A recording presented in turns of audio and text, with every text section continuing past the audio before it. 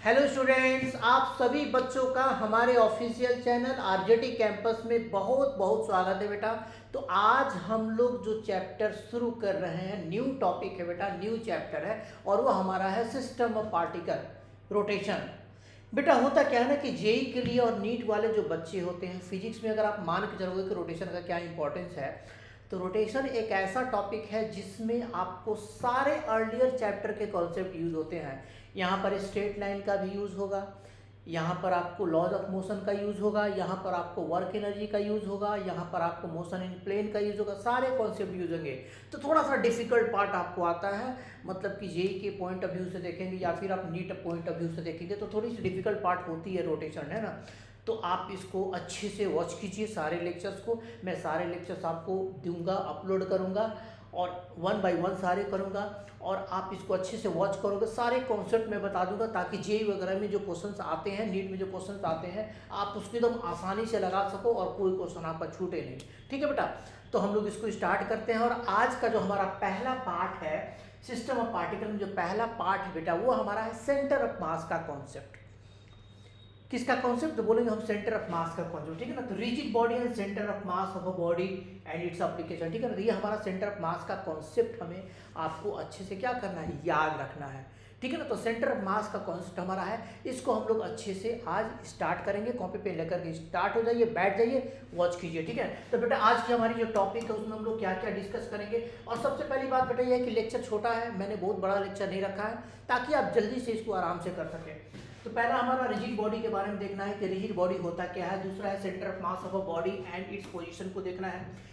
Position of centre of mass of for a point mass body and that for a rigid body भी देखनी है। और last में देखना है कि position of centre of mass of system of particle क्या होता है।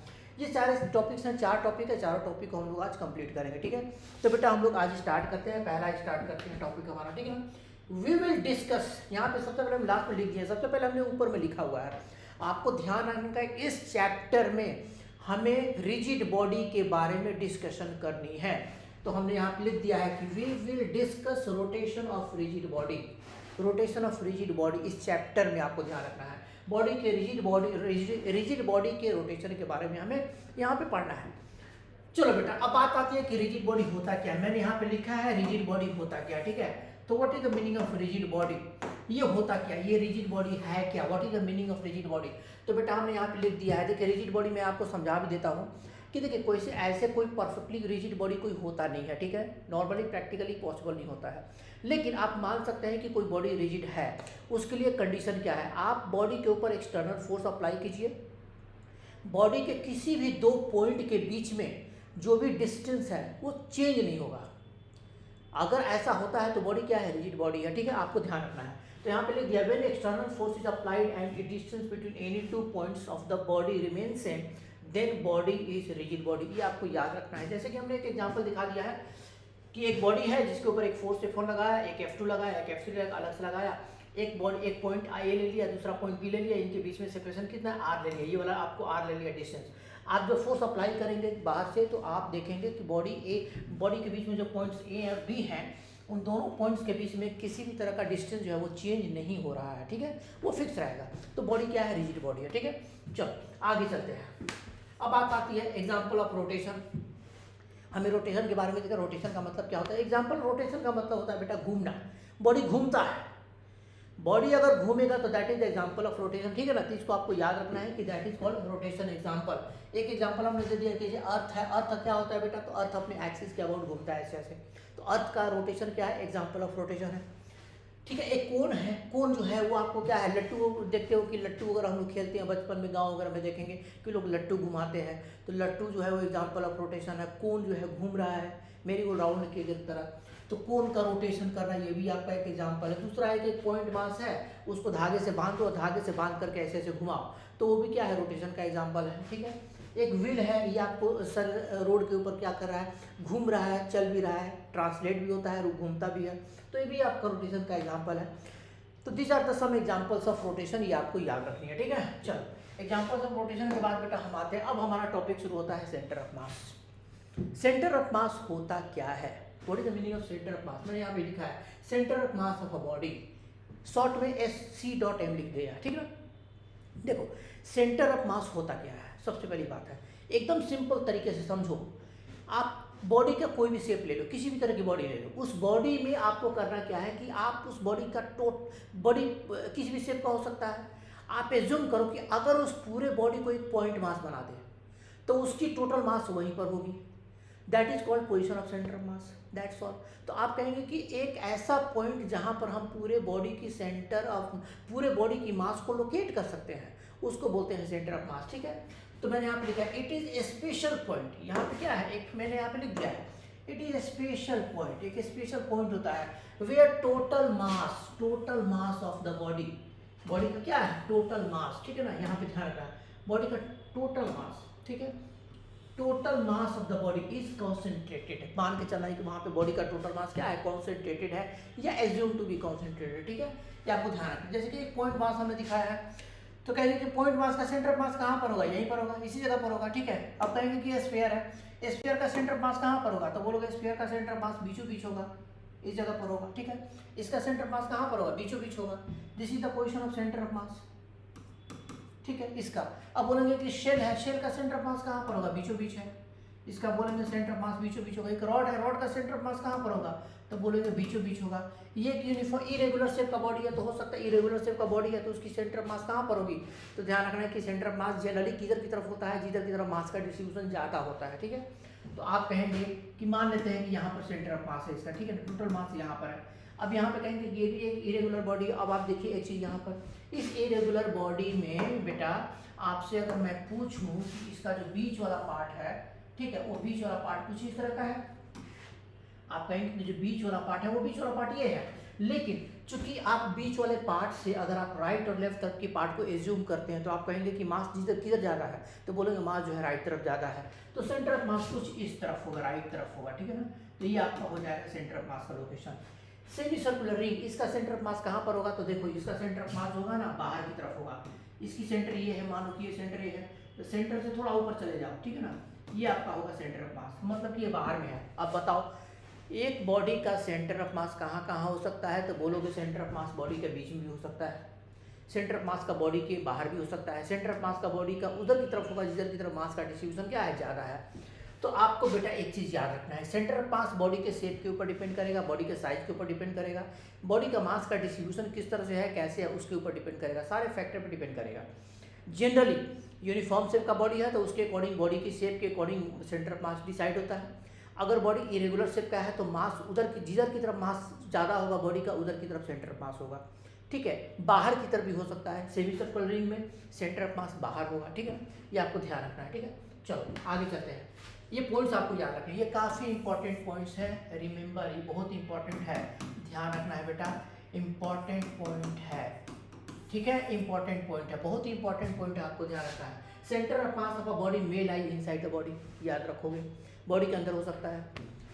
पहला वाला centre of mass of the body may lie outside the body, semi circular ring में बाहर होता है, ध्यान रखना है। Centre of mass will lie towards more mass distribution, ये आपको ध्यान रखना है। ये तीनों फैक्टर आपको याद रखना है कि बॉडी का सेंटर ऑफ मास बॉडी के अंदर हो सकता है, बॉडी के बाहर हो सकता है, उधर की तरफ होगा जिधर की तरफ मास का डिस्ट्रीब्यूशन क्या होगा, ज़्यादा होगा, ठीक है। चलो नेक्स्ट आते हैं, ठीक है। अब यहाँ पे आ जाइए, एक मैंने दिया क्या बोलते हैं बीट योर ब्रेन, आपके दिमाग को ये करने के लिए मैंने सोचा है कि चलो ठीक है आप अपने ब्रेन को बीट कीजिए। दो फिगर प्लॉट किया है, एक नंबर 1 एक नंबर 2। नंबर 1 में हमने क्या किया, एक प्लेट दिखा दिया, प्लेट का यूनिफॉर्म शेप दिखाया है और सेंटर ऑफ मास को बीच में दिखाया, बीचों बीच होगा सेंटर ऑफ मास। अब मैं क्या करता हूँ, मैंने क्या किया कि एक कॉर्नर से छोटा सा स्क्वायर काट के बाहर निकाल दिया। अब आपसे कहा जाए कि रिमेनिंग जो पार्ट बचा उसका सेंटर मास किधर होगा, तो बोलोगे उधर की तरफ होगा जिधर की तरफ मास का डिस्ट्रीब्यूशन ज़्यादा है। तो किधर होगा बेटा बताइए सोच करके, तो बोलेंगे कि रिमेनिंग पार्ट का सेंटर मास कुछ इधर की तरफ शिफ्ट कर जाएगा। पहले कहाँ था, बीचों बीच था, अब किधर की तरफ, चूंकि मास का डिस्ट्रीब्यूशन इधर होगा, सिमेट्रिक शेप के अकॉर्डिंग आप कहेंगे कि सेंटर मास कहाँ पर आ जाएगा, इस जगह पे आ जाएगा। यहाँ पर देखो बेटा एक डिस्क है, यूनिफॉर्म शेप का है डिस्क, ठीक है, यूनिफॉर्म शेप का डिस्क है और इस डिस्क का शेप यूनिफॉर्म है और इस डिस्क से हम लोग क्या करते हैं कि साइड से एक छोटा सा सर्कुलर डिस्क काट के निकाल लगते थे, ठीक है ना। तो एक मिनट बेटा, ठीक है, ओके, रिकॉर्डिंग हो रही है। सेंटर से साइड तरफ से हमें छोटा सा डिस्क काट करके बाहर निकाल लिया, रिमेनिंग पार्ट जो बचा उसका सेंटर मास कहाँ पर होगा, तो बोलोगे कि उसका सेंटर मास कुछ उस तरफ शिफ्ट होगा जिधर की तरफ मास ज़्यादा हो गया। तो बोलेंगे पहले तो बीचों बीच टोटल मास का डिस्ट्रीब्यूशन यूनिफॉर्म था, सेंटर उधर से कुछ काट के हटाया तो सेंटर मास किधर शिफ्ट होगा, लेफ्ट तरफ शिफ्ट हो जाएगा, कुछ इस तरफ आपका सेंटर ऑफ मास शिफ्ट हो जाएगा। तो ये सेंटर ऑफ मास का शिफ्टिंग इसलिए होता है क्योंकि मास आपको चेंज किया, उधर की पार्ट को हमने हटा दिया तो मास इधर ज़्यादा हो गया, लेफ्ट तरफ मास ज़्यादा हो गया तो सेंटर ऑफ मास आपका इधर की तरफ शिफ्ट हो जाएगा। ठीक है, चलिए नेक्स्ट आते हैं पोजीशन ऑफ सेंटर ऑफ मास। अब बात आती है कि सेंटर ऑफ मास का पोजीशन हम कैसे निकालेंगे। देखो बेटा, सेंटर ऑफ मास का पोजीशन का मतलब होता है कि X position, Y position, Z position. ठीक है, या वेक्टर फॉर्म में दो फिगर हमने प्लॉट किया है। अगर बॉडी पॉइंट मास है, अगर बॉडी पॉइंट मास है तो बोलेंगे X axis, Y axis, Z axis. एक पॉइंट यहाँ पे दिखा दिया तो इसका सेंटर ऑफ मास वहीं पर रहेगा। चूंकि पॉइंट मास है तो उसकी सेंटर ऑफ मास वहीं पर होगी। अगर एक बॉडी पॉइंट मास है तो उसकी सेंटर ऑफ मास क्या होगी, उसी जगह पर होगा। तो बोलेंगे एक्स एक्सिस, वाई एक्सिस और जेड एक्सिस, इसकी पोजीशन कहाँ पर है तो यहाँ पर है, तो सेंटर ऑफ मास उसी जगह पर होगा एट द सेम पॉइंट। ठीक है ना, चूंकि ये पॉइंट मास है इसलिए आपको ध्यान रखना है। सेकेंड केस में आ जाइए, रिजिड बॉडी। अगर कोई रिजिड बॉडी है, उसकी साइज बड़ी है, थोड़ा सा बड़ा है, मतलब कि डिफरेंट शेप का है, स्फीयर हो सकता है, रिंग हो सकता है, डिस्क हो सकता है, कुछ भी हो सकता है, इरेगुलर बॉडी, तो रिजिड बॉडी का सेंटर ऑफ मास निकालने का एक तरीका है। ठीक है, क्या करेंगे, मान लिया कि एक रिजिड बॉडी है, इसका सेंटर मास यहाँ पे है, ये हमें नहीं पता है, हमें पता करना है कि ये सेंटर मास होगा कहाँ पर। आपको क्या करना है, उस रिजिड बॉडी में एक छोटा सा मास डीएम हमने चूज कर लिया, ये वाला ध्यान रखना है, एक डीएम चूज कर लिया। ठीक है, और ये डीएम कहीं पर भी चूज कर लेंगे, और इस डीएम को चूज करने के बाद इसकी सेंटर ऑफ मास निकालेंगे। तो इसका centre mass X Y Z मान लिया, ये एक्स वाई जेड क्या माना है, इस डीएम एलिमेंट को यहाँ पे मान लिया, बॉडी के अंदर में एक छोटा सा एलिमेंट चूज कर लिया डीएम मास। उस डीएम मास का सेंटर ऑफ मास का कोऑर्डिनेट मान लिया कि एक्स वाई जेड है। उसके बाद क्या करेंगे, एक फॉर्मूला यूज करेंगे, पूरे बॉडी का सेंटर ऑफ मास का एक्स कोऑर्डिनेट एक्ससीएम ये हमने लिखा है, एक्ससीएम क्या लिखेंगे, पॉइंट मास का X coordinate DM integration by DM integration, पूरे बॉडी का सेंटर ऑफ मास का वाई कोऑर्डिनेट, पॉइंट मास का Y coordinate DM integration by DM integration, नीचे करके पूरे बॉडी का सेंटर ऑफ मास का जेड कोऑर्डिनेट, अगर होता है तो एक्स वाई जेड में, अगर होता है तो, अदरवाइज कोई जरूरत नहीं है, एक ही कोऑर्डिनेट आप निकाल सकते हो। तो जेड कोऑर्डिनेट निकालोगे, Z C M is equal to इस डीएम मास का Z coordinate into DM divided by DM integration. ये आपको ध्यान रखना है, ये एक जनरल फॉर्मूला है, बहुत डिफिकल्ट आप देखो, आपको लग रहा होगा देखने में कि इंटीग्रेशन आ गया, लेकिन ऐसा कुछ है नहीं, सिंपल फॉर्मूला है, इसको हम लोग यूज कर सकते हैं। ठीक है, चलिए आगे चलते हैं। ठीक है, अब इसको यूज करते हैं। एक रॉड है बेटा, हमने यहाँ पे दिखा दिया है, एम मास एल लेंथ की रॉड है, सेंटर ऑफ मास आपको निकालनी है। बेटा देखो, एक्चुअली आप अगर कहेंगे कि सेंटर ऑफ मास क्या होगा, तो सेंटर ऑफ मास इसका बीचों बीच होना चाहिए एकदम। आप कहेंगे कि यहाँ से कितने डिस्टेंस पर होगा, तो बोलोगे L/2 डिस्टेंस पर होगा। लेकिन अगर ये L/2 डिस्टेंस पर सेंटर ऑफ मास है, तो इस L/2 डिस्टेंस को हमें फाइंड करना है कि एक्चुअली ये L/2 आया कैसे। तो इसको हम लोग निकालते हैं अभी। ठीक है, इसको कैसे फाइंड करेंगे बेटा, तो यहाँ पे देखिए हम लोग क्या करेंगे, जो फॉर्मूला हमने अभी आपको बताया है उसको यूज करेंगे। ठीक है, आप यहाँ पे क्या करेंगे, एक छोटा सा एलिमेंट चूज कर लीजिए, कहीं पर भी रॉड में एक छोटा सा एलिमेंट आप चूज कर लीजिए। कितने मास का बोलेंगे डीएम मास का। ठीक है, एकदम छोटा सा एलिमेंट। ठीक है, ये डीएम मास हमने यहाँ पे क्या किया, चूज कर लिया। उसके बाद इसकी लेंथ भी मान लो कितना है, तो बोलोगे dx। ठीक है, मान लेते हैं कितना, तो बोलेंगे dx, एकदम छोटा मास। चूंकि मास बहुत ही छोटा है तो इसकी लेंथ भी हम मान के चलेंगे कितना है, इसका लेंथ आपका dx लेंथ है। ये dx लेंथ हमने उसको मान लिया कि ये आपका इसका लेंथ कितना है, dx है। ठीक है, इसको हम एज्यूम कर लेते हैं। उसके बाद अब इस dx एलिमेंट को मान लेते हैं कि ये dx एलिमेंट हमारा ओरिजिन से कितने डिस्टेंस पर है, x डिस्टेंस पर है। ठीक है, ये हमने एज्यूम कर लिया। कितने डिस्टेंस पर है बेटा, तो बोलोगे x डिस्टेंस पर है। इसको हमने मान लिया कहाँ पर, तो बोलेंगे ओरिजिन से। अब देखिए तरीका क्या अप्लाई किया, इस पूरे रॉड में एक छोटा सा एलिमेंट लिया, डीएम एलिमेंट, इसका x कोऑर्डिनेट मान लिया, x कोऑर्डिनेट x है, और इसकी लेंथ dx मान लिया। अब आप कहेंगे बेटा कि इसकी y कोऑर्डिनेट क्या है, तो बोलेंगे बेटा y और z कोऑर्डिनेट निकालने की जरूरत ही नहीं है, क्योंकि रॉड कहाँ रखा हुआ है, x एक्सिस पे। तो अंडर स्टूड इसकी सेंटर मास कहाँ पर होगी, x एक्सिस पे होगी। y coordinate z coordinate centre mass का क्या होगा, 0 रहेगा, कोई दिक्कत नहीं, हमें x कोऑर्डिनेट निकालना है। अब इसको निकाल लेंगे। ठीक है, अब फॉर्मूला यूज करते हैं। फॉर्मूला क्या है, centre of mass of the rod का जो x कोऑर्डिनेट होगा xcm, उसको लिखोगे x dm integration divided by dm integration. ठीक है, फॉर्मूला कहाँ से लाया, तो बोलेंगे फॉर्मूला यहाँ से लाया। देखो centre of mass of the body का निकालना है, तो एक छोटा सा एलिमेंट डीएम लिया, उसका एक्स कोऑर्डिनेट निकाला, एक्ससीएम बराबर x dm integration by DM integration, यही लॉजिक हमने यहाँ पे लगाया है। तो रॉड का एक छोटा सा एलिमेंट लिया डीएम एलिमेंट, एक छोटा सा एलिमेंट लिया है डीएम एलिमेंट, उसकी लेंथ लिया है डीएक्स, चूंकि रॉड जो है लीनियर है तो उसकी लेंथ हमने डीएक्स लिया और उसका मास डीएम लिया, उसका सेंटर ऑफ मास मान लिया एक्स डिस्टेंस पर है और उसके बाद फॉर्मूला में पुट कर दिया। सेंटर ऑफ मास पूरे रॉड का x cm x dm integration by DM integration, कैसे लिखेंगे तो देखिए यहाँ पर x की जगह बेटा आप x रख दीजिए, dm की जगह क्या रखेंगे तो आप क्या रख सकते हैं, बोलेंगे कि क्या हम dm की जगह m/l इंटू dx लिख सकते हैं, बोलेंगे बिल्कुल लिख सकते हैं। l लेंथ का मास m है तो dx लेंथ का मास कितना होगा m/l इंटू dx, ये मास हमने डाल दिया, divided by m/l into dx, नीचे इंटीग्रेशन ऊपर इंटीग्रेशन, ठीक है।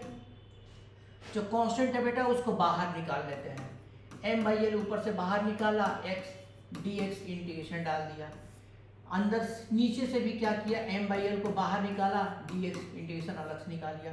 एक्चुअली हमने ये को जो ब्रैकेट में बेटा हमने रखा है, ये जो ब्रैकेट में रखा है m/l इंटू dx, ये क्या है dm एलिमेंट का मास है, तो dm एलिमेंट का मास कैसे लिया, l लेंथ का मास m तो dx लेंथ का मास m/l इंटू dx, उसको हमने पुट कर दिया, क्योंकि इंटीग्रेशन के अंदर वेरिएबल एक रखना है तो हमने क्या किया मास को हटा करके x में डाल दिया, ठीक है बेटा। यहाँ से क्या होगा तो बोलेंगे यहाँ से ये होगा कि m/l आपका कट जाएगा, ठीक है।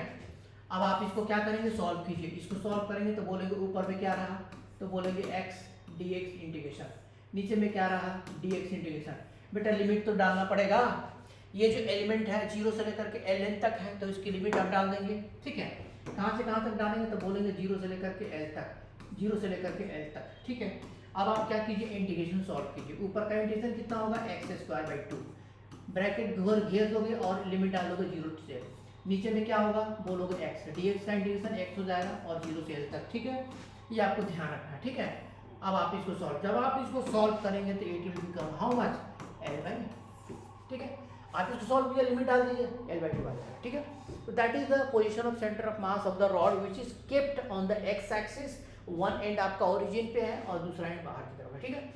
ये आपको अभी हमने प्रूफ कर दिया, तो ये हमने कैसे प्रूफ किया जो फॉर्मूला में बताया है, ठीक है। चलो इसका इस्तेमाल कर, अब बेटा आपको क्या करना है, इस रॉड का सेंटर ऑफ मास आपको याद रखना है कि इस रॉड का सेंटर ऑफ मास आपको l/2 डिस्टेंस पर होगा, ठीक है ना, किसी रॉड का सेंटर ऑफ मास बीचों बीच होगा, ठीक है, यूनिफॉर्म अगर है तो। चलो आते हैं आगे, semi circular ring, semi circular ring का सेंटर ऑफ मास हमने आपको बताया कि अगर ये सेमी सर्कुलर रिंग है तो इसका सेंटर ऑफ मास कहाँ पर होगा, तो बेटा आपको याद रखना है, ठीक है ना। आप याद रखिए कि इसका ओरिजिन अगर है, इसका सेंटर अगर सेमी सर्कुलर रिंग का अगर सेंटर यहाँ पर है, ओरिजिन पर है, तो इस ओरिजिन से आप कहेंगे कि सेंटर ऑफ मास जो होगा इसका कुछ ऊपर की तरफ होगा यहाँ पर, और बोलेंगे कि ये हो जाएगा सेंटर ऑफ मास। अब ये सेंटर ऑफ मास का जो बेटा डिस्टेंस होगा वो हम लोग देखो कितना लेंगे, यहाँ से हम लोग मतलब कि सेमी सर्कुलर रिंग के सेंटर से हम लोग जाएंगे और सेमी सर्कुलर रिंग के सेंटर से ऊपर जाएंगे, लेकिन और ये बाहर की तरफ होगा, और ये कितने डिस्टेंस पर 2r/π डिस्टेंस पर होगा बेटा ये, ठीक है ना।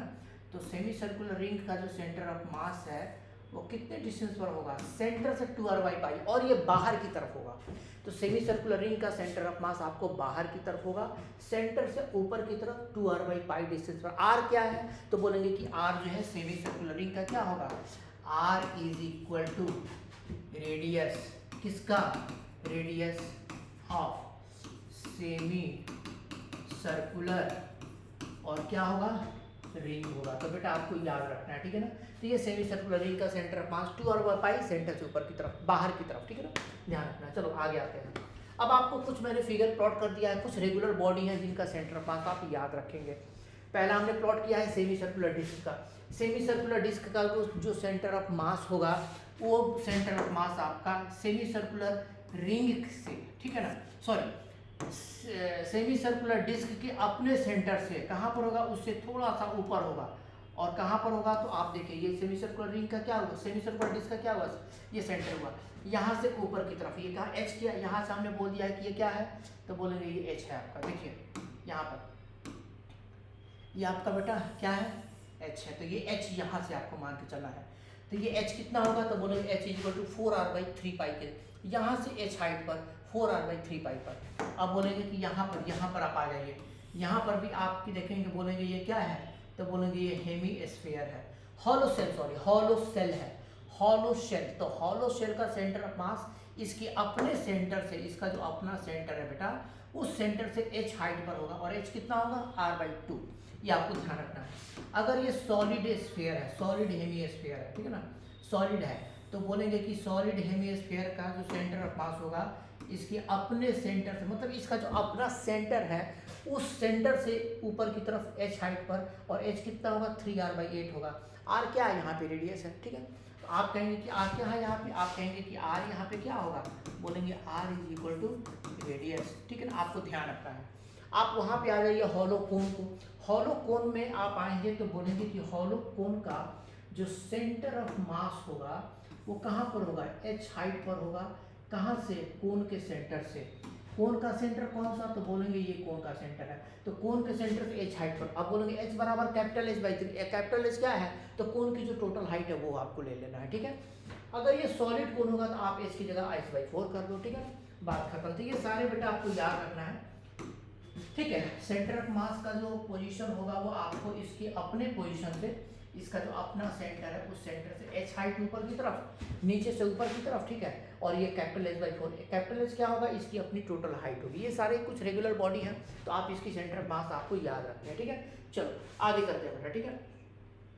Next, centre of mass of system of particle. एक बॉडी का तो हमने निकाल लिया, एक पॉइंट का निकाल सकते हैं, एक बॉडी का हमने फॉर्मूला बता दिया निकालने का, लेकिन अगर बहुत सारे पॉइंट्स हैं, सबका मिलकर के सेंटर ऑफ मास कहाँ पर होगा, तो सबका मिलकर के सेंटर ऑफ मास निकालने के लिए, जैसे कि मान लो तुमने दिया है कि एक्स वाई जेड कोऑर्डिनेट है, एक्सिस है, और बहुत सारे ऑब्जेक्ट हैं, m1 m2 m3 m4 m5, बहुत सारे n नंबर ऑफ पार्टिकल्स हैं।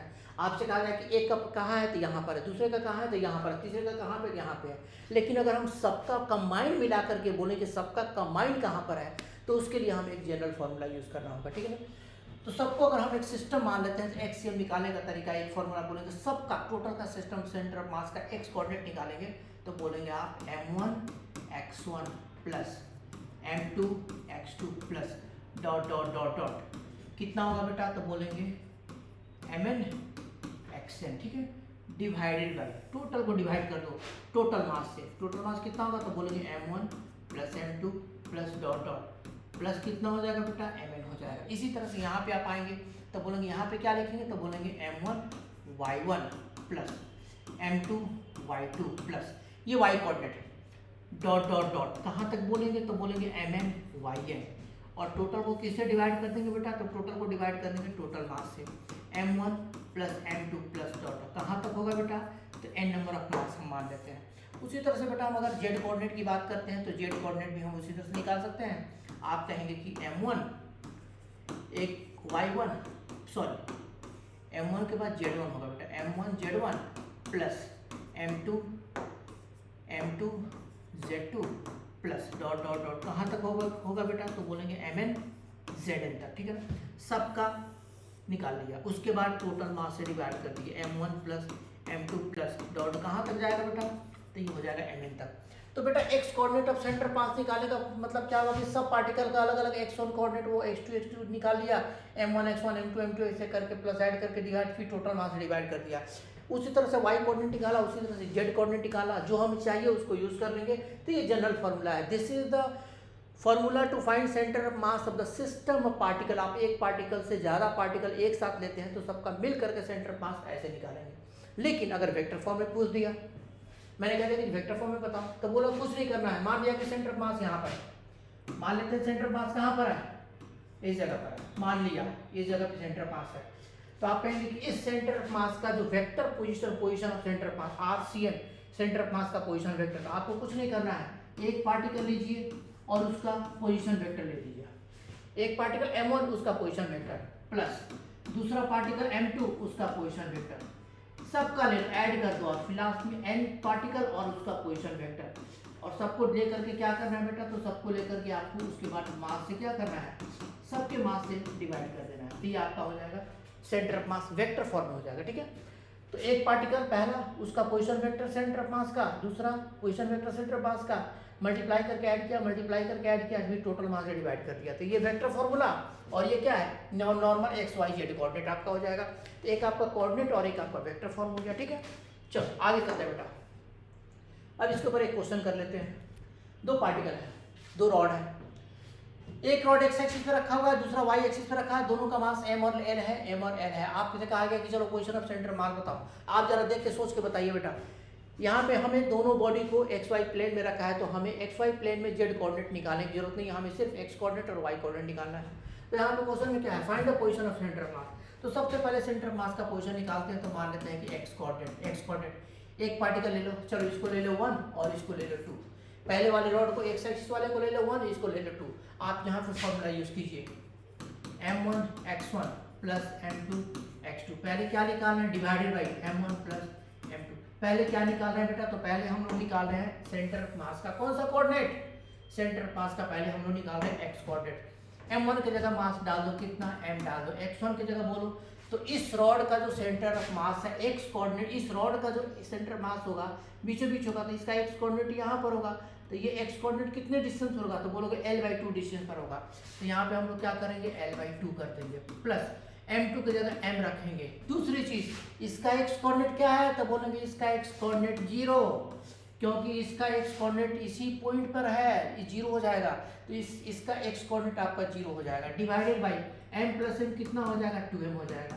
कितना आंसर आया बेटा, तो बोलोगे m l/2 divided by 2m, how much it is. तो बेटा यहाँ पे आ जाएगा l/4, mm कट जाएगा, इट विल बिकम l/4। ठीक है ना, ओके ठीक है डन। चलो उसके बाद आपको क्या करना है, एक्सीएम के जगह वाईसीएम आपको करना है। तो वाईसीएम सेंटर ऑफ मास का निकालेंगे। तो यहाँ पे फॉर्मूला फिर उसी तरह से m1y1 plus m2y2 divided by m1 plus m2। ठीक है बेटा। तो अब आप कहेंगे कि चूंकि दो बॉडी है इसलिए हमने यहाँ पे m1y1 प्लस m2y2 लिया, m1x1 प्लस m2x2 लिया। 3 होता तो 3 लेते, 4 होता तो 4 होता, जितना होता उतना लेते। यहाँ पे फिर आप क्या कीजिए, y कोऑर्डिनेट डाल दीजिए, m1 के जगह क्या करेंगे, m डालेंगे। y कोऑर्डिनेट ऑफ पहला वाला पार्टिकल, ये जो पहला रॉड है इसका y coordinate centre of mass का 0 है, क्योंकि ये x एक्सिस पे है। तो आप यहाँ पे क्या डालेंगे बेटा, यहाँ पे y कोऑर्डिनेट 0 डाल देंगे, m2 की जगह m डालेंगे, फिर y कोऑर्डिनेट दूसरे वाले बॉडी का। तो इसका y कोऑर्डिनेट कहाँ पर है बेटा, तो यहाँ पर है। ये कितने डिस्टेंस पर है, तो बोलोगे यहाँ से आधी डिस्टेंस। ये कितना होगा, l/2। ठीक है, ये कितना था, ये l/2। तो ये l/2, ये l/2। तो आप कहेंगे कि सेकंड वाले बॉडी का जो y कोऑर्डिनेट है वो l/2 होगा। तो आप यहाँ पे क्या डाल देंगे, l/2 divided by total mass कितना होगा, 2m हो जाएगा। Again you are getting how much, l/4। तो आप कहेंगे बेटा कि x कोऑर्डिनेट कितना हुआ, l/4, y कोऑर्डिनेट कितना हुआ, l/4। ये आपका सेंटर ऑफ मास, दोनों मिल करके जो सेंटर ऑफ मास है वो सेंटर ऑफ मास आपका l/4 पर होगा। ठीक है ना, x coordinate l/4, y coordinate l/4। कहाँ पर होना चाहिए, तो कुछ बीचों बीच यहाँ पे, इन दोनों रॉड के बीच में कहीं पर यहाँ पे होगा। ठीक है, ये आपको ध्यान रखना है। ओके बेटा, चलो एक लास्ट क्वेश्चन कर लेते हैं। एनसीईआरटी पेज 144 पे है बेटा ये question. X axis, Y axis, 2 kg 2 kg 2 kg 3 block है, रखा हुआ है। राइट एंगल इक्विलैटरल ट्रायंगल बन रहा है। पूछा है कि find Y coordinate of centre of mass. Side of triangle, जो तीनों मिल करके जो बॉडी ट्रायंगल बना रहे हैं उनकी साइड कितनी है, 2 मीटर आपको गिवन है। अब आपको बोलना है कि तीनों का मिल करके सेंटर ऑफ मास कहाँ पर होगा। तो बॉडी कितनी है, 3 है। तो यहाँ पे आप बोलेंगे कि तीनों मिलकर कहाँ पर थे, एक्स और वाई एक्सिस पे। तो हमें क्या करना है, सिर्फ एक्स और वाई एक्सिस निकालना है। ठीक है, तो चलो पहले नंबरिंग कर लेते हैं बेटा। सबसे पहले बेटा क्या करते हैं, नंबरिंग कर लेते हैं।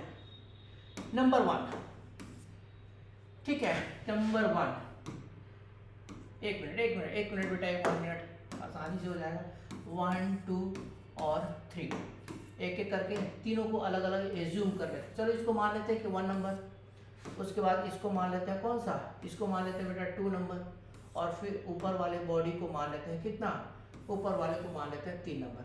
तो पहला पार्टिकल ओरिजिन पे है, दूसरा यहाँ पे है, तीसरा यहाँ पे है। ठीक है, अब हम लोग क्या करते हैं, फॉर्मूला सेंटर ऑफ मास का वाई कोऑर्डिनेट चाहिए, तो हमें YCM लेना है, हमें XCM से मतलब नहीं है।